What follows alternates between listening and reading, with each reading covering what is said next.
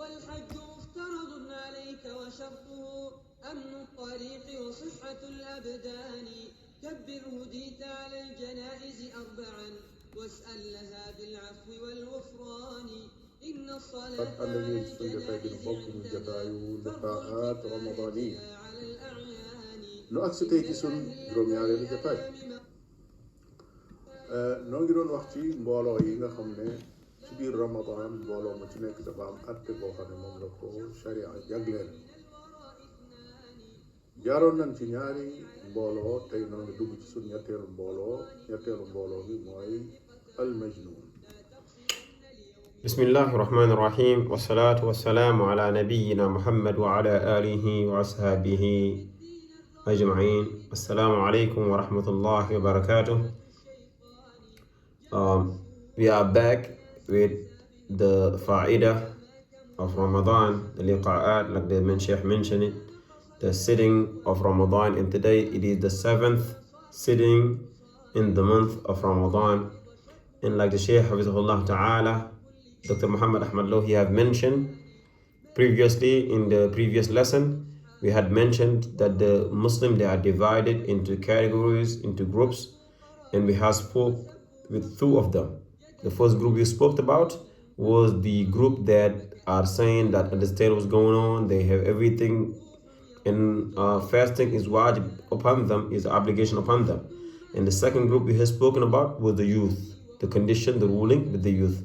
Today, inshallah ta'ala, the Shaykh Hafizahullah Ta'ala, he will talk about the third group, and that is the third group, and that is the group that have people that are mental, people that are insane, their senses is not with them.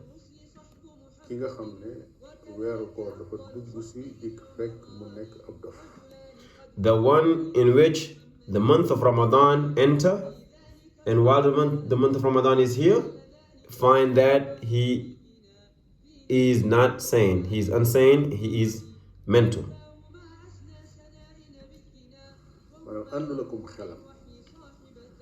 xam nga ne ki àndutakum xelam kooka moom atte sharia dafay yëkkatiku waxoon nañ ne yonent bi alayhi salaatu wasalaam waxoon na ko rufi al qalamu an salaasa xalima gi yëkkati nañ ko ñett ani naa'imi xatta yastayqid ki doon nelaw te yeewoogut wa ani sabi xatta yakbur gone gi ba keroog muy màgg wa ani al majnun xatta yufiq ki nga xam ne dafa tàggookum xelam moom it ba keroog am xelam di delsi.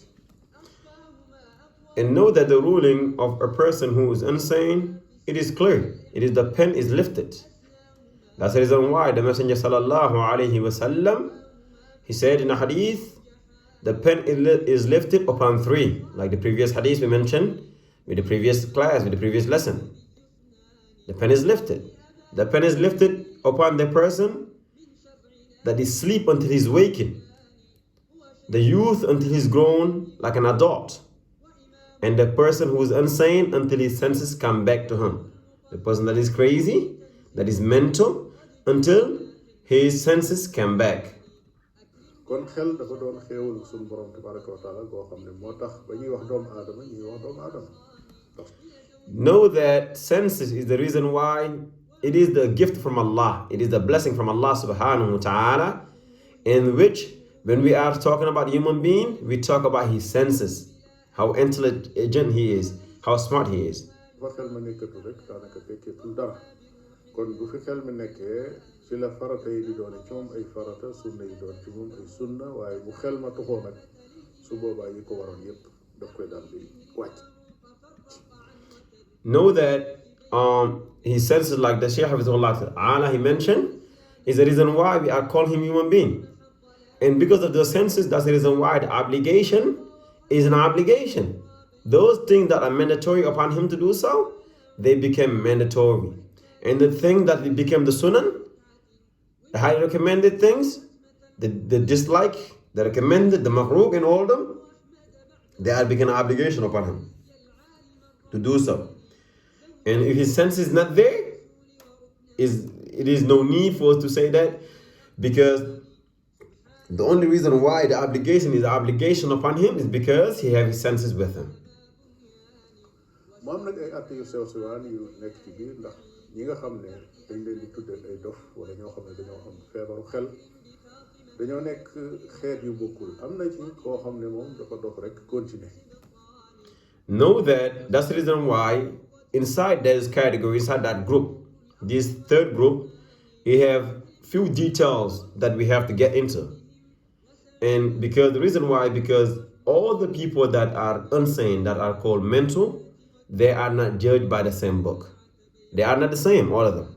They have different rules, different conditions that apply on them. Because first one, a person who is mental, and he is known to be mental and is continuous, is always there, the pen is lifted upon him. He is just this judge like with one figure, meaning the ruling is on him all the time. He is not accountable for anything that he does.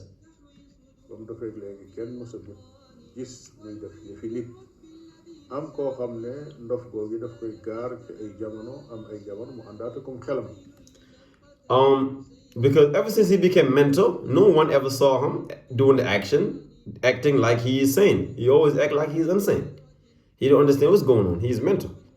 And you have the other one, the second one, when his senses go and come. Like is a seasonal. Sometimes he's okay, sometimes he's mental. Sometimes senses is not with him, sometimes his senses is with him. kooku nag moo itteel fii ndax ki nga xam ne moom daa dof continuer rek ab atteem day continuer. That's the person that we are interested in here. The person that his senses go and come. Because the person that is mental and is continuously, like always acting upon that thought, he's insane, he's mental all the time, the pen is lifted. It is no need for us to dig deep because his ruling is one and is easy. But the person that his senses go and come, that's the person we are interested in talking about in this topic, in this class, in this reminder, in this faedah. waaye ki nga xam ne day def léeg-léeg mu nekk nit cooy léeg-léeg itam ndof ga del siwaat kooku moo aaja tuuti ay leeral. The person that sometimes his senses go, sometimes it come back, that's the person, inshallah, we are in need of clarifying certain things about him on this class, inshallah. kooku dañuy wax ne règle générale bi ñu jëflanteeg moom mooy saa bu àndeekum xelam rek koor war na ko saa bu am xelam demee it koor wàcc na ko. The general ruling upon that person is that whenever his senses is with him, fasting, Ramadan, fasting, it is an obligation upon him. And whenever his senses is no longer there, like he became majnoon, or became crazy, or he became mental at that moment, the Ramadan is not obligation on him. So when he's sane, the obligation is there. When he's insane, the obligation is not there. su ko defee su fekkee day xëm ak a ximmi wala day dof di dellusiwaat saa boo xamee ne jekki na ba digg bëccëgu weeru koor ñëw am xelam dikk su boobaa fam ko fekk rek nga daal di jàpp. It's like if the person is passing out and waking up, he's having like a seizure or stuff like that, and waking up, or the person is like insane, then sometimes he's sane. The ruling is whenever his senses come back to him, that's where the obligation is upon him to do so. So whenever this time reaches him, that's where he's supposed to establish his fasting upon at that time. te dara nag du ko war ndax la jiitu woon moom dara waru ko woon waaye fi xel mi ñëwee foofu la ko tàmbalee wax maanaam nit ka daal xëy na yendoo ak ndox ndékki na bi añ jotee añ na jekki na ba 3 heures mu jekki-jekki doon nit ku ne cay dara dalatu dañ koy wax ne ko jàppul ci 3 heures ba keroog jant bi so su ko defee booba bis wàcc na la ndax la ca doon farata ci yow loola woor nga ko la nekkul farata ci yow nag loolu moom kenn du ko sàkku ci yow. It's like the Shaykh Hafidhullah mentioned, if the person, he wake up in the morning and he is insane in the morning. He ate, he drank, he did everything.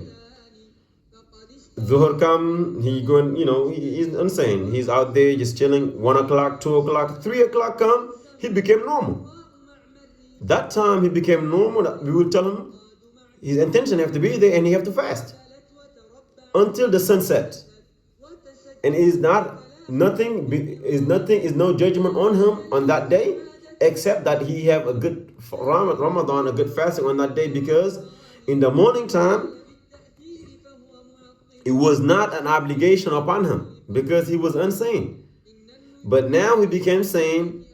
He understands what's going on. Ramadan became wajib on him. And there's nothing on him. He don't have to pay that day. According to the Shia statement, he doesn't have to pay that day because he was insane in the morning time and now he's sane at this time. He is only countable for the time he is sane. The time he's insane, the time he's mental, it is not counted. am keneen koo xam ne dafa xëy ànd akum xelam woor ba bëccëg ndox ga feeñu ko maanaam xel ma dem na kooku day li fekk lekkul naanul dañuy jàpp ne kooram wér na. And there's the other one who in the morning he wake up, he was okay, he's sane. He was okay, he acted normal, he fasted with the people until in the afternoon, and then the mental issue came to him.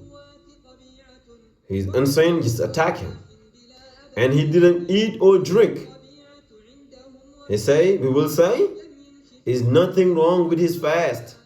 Is nothing wrong with his fast, and it's nothing on him, like it's no payment on him.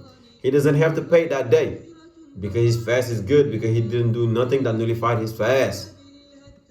waxee sut ne ku xam sa koor yàqu na wala ku sam xel dem sa koor yàqu na ginnaaw bis ba daal umoon na ko woor na ko ba digg bëccëg xel ma dem na te defut loo xam ne luy yàq koor la lu dul xel mu dem kese na mu continuer ca nam nekkoon ba kera jant so nañ xam ne su boobaa kooku kooram moom wér na amul benn dalil bi wane ne kooram dara sikk na ci.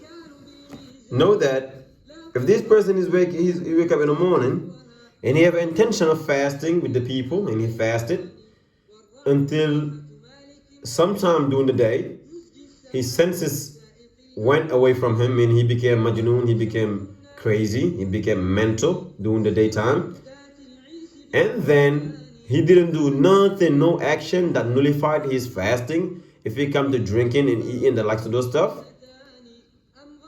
until the sunset, is nothing wrong with him on that day. His fasting is okay. His fasting is okay on that day, and he doesn't have to pay for it because he didn't do nothing that nullified his fasting, because passing out or losing your senses doesn't nullify your fast. lay jëriñu loola nag mooy ginnaaw moom am xelam day dem di delsi su fekkoon ne bis boobu loolu gaar na ko ci maanaam xëy na woor ba bëccëg xel ma dem na dañuy jàpp ne boobu bis woor na ko. The benefit in this is when the person is wake up in the morning, have intention of fasting, and during the daytime his senses left him, meaning his senses no longer with him, and he doesn't do no action that nullified his fast, is that the importance of this is that day that he fasted is okay, is good, because he didn't do no action that nullified his fast. su fekkoon ne diggante boobu tukki na wala dara war na ko wala ay bori koor war na ko ba mu di ko fay bis boobu moom du bokk ci yoo xam ne da koy fay. Even something has happened to him, he traveled, or he owes some days that he have to pay and the likes of those stuff in the month of Ramadan, that day he doesn't have to pay for it because that day is counted as it is okay. It's a day that he have a good fasting on that day. wuuteeg ki nga xam ne kooram dafa yàqu te mooy ki jul ci gannaawam mooy ki nga xam ne dafa xëyoon lekk naan kooka moom kooram sa bis boobu moom doonatul koor boo xam ne duñ mën a sukkandiku la koo xam dañ koy jàppe koor. It's different from the person that who wake up in the morning, he was eating and drinking and all that stuff, and then later on he gets something. the different judgment upon that person and this person is we cannot base the fasting on the first one, on the first one, because he woke up in the morning and he didn't have intention of fasting at all. And this one he have intention and he didn't do nothing that nullified his fasting. So this is the benefit between the two. The first one he wake up eating, drinking, and doing all that stuff. And the second one he wake up while he is in intention of wudu and of Ramadan of fasting, while he's doing the action of fasting, while he acting upon fast, meaning he didn't eat or drink or do all those things that nullify your fast. kon daal loolu ci ak gàttal dafay mel ni mooy atte ki nga xam ne xelam nekku fa su fa xel ma nekkee daal ñu jox ko atte koo xam ne xelam nga fa su fa xel ma jógee ñu daal koy jox atte koo xam ne am xelam nekku fa. So in a short term, to memorize it, to summarize this, understand that whenever the senses is not there, we judge him like his senses is not there. The pen is lifted upon him. But whenever his senses come back, we judge him like his senses is with him. This is the ruling upon the person when his senses is going back and forth. He is mental sometimes and he's okay sometimes. His senses is no longer with him, sometimes his senses is with him. This is the ruling upon that. kon mooy ñetteelu catégorie bi ci nit ñi nga xam ne koor dafa ñëw jox leen ay atte boo gisee koor def sharia def noonu it mooy mbooloo moomu ci biir askan wi ñoom ñëpp dañ fay bokk nekk te kenn ku nekk aajo woon a xam ab atte. If you see the reason why Islam, Sharia of Allah subhanahu wa ta'ala, He has given everybody to do rights is because all those people share this Islam that we are living in. This Islam that we are in, it covers all of them. The umbrella, they all beneath the umbrella of Al-Islam. So Islam have a judgment upon everybody. This is just showing you the rights of Al-Islam. This is just showing you the importance of Al-Islam. This is just showing you the care of Al-Islam. It doesn't leave nothing or no one or anything untouched or untold or unsaid. It judges everything by its proper place. Give everything its proper place, its proper ruling. kon ñu taxawlu foofu ba dajewaat ca beneen jotaay ba wasalaamu aleykum wa rahmatullahi man lam yatub fi shahrihi min dhanbihi fa huwa alladhi qad ba'a bil